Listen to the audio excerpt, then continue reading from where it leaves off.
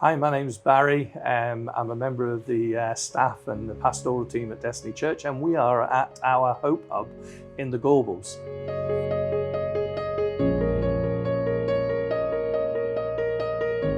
My actual official role up until recently was social action pastor.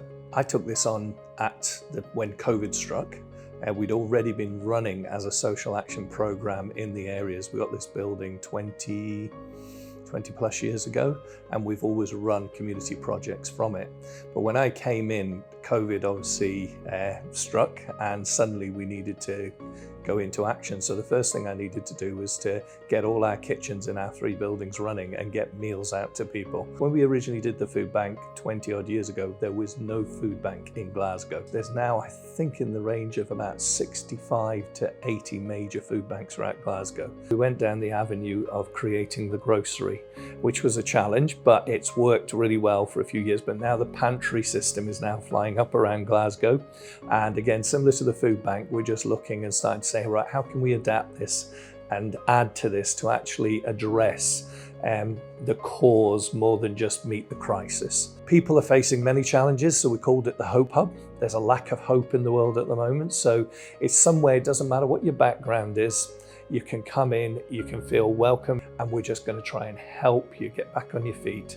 The van is an absolute godsend, it's a blessing. We lost our last van 2.5 years ago after 18 years of being on the road. So we've been looking around and trying to look at how can we purchase a van, but with the cost of living crisis not only affecting the clientele, it's also affected us as a charity. And so what you've done by donating the van has allowed us to be able to increase and actually go into the city centre freely and actually pick up from areas we were struggling to get into. It allows us to continue to comply with food and hygiene regulations, continue and increase our amount that we pick up. We could actually go and reach the communities where they're at rather than have them all come into one community. Because sometimes getting to a place is as big a challenge for people as actually buying the food, etc. So some of them will walk for miles. I'm amazed at some of the stories we hear of people that will walk 7 or 8 miles just to come in to pick up a food bag.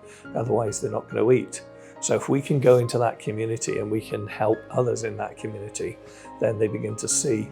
And the beauty about it is not only is the hub's name on it, but also they're then seeing the people that backed it so generously and kindly, like yourselves.